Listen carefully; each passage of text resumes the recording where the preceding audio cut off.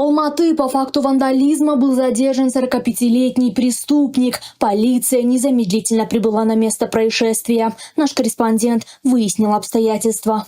Настоящий ишак, тупой баран. Дебил. Был задержан неадекватный человек. По видеозаписям зафиксировано его преступление. На данный момент возбуждено уголовное дело по статье вандализм или мелкое хулиганство. В ближайшее время начнутся следственные действия. Тергеу жұмыстары жүргізіледі.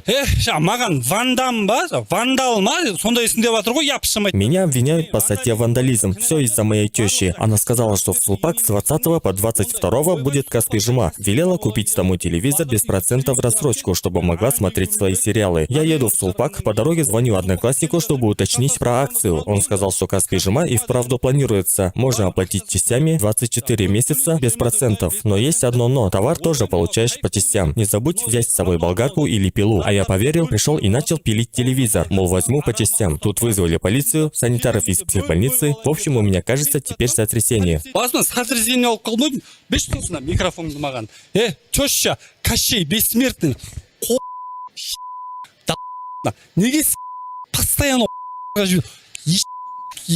Белла Блэк Айд Писова, Мария Шарап-Тушаров-Шарапова. Телеканал ПТК.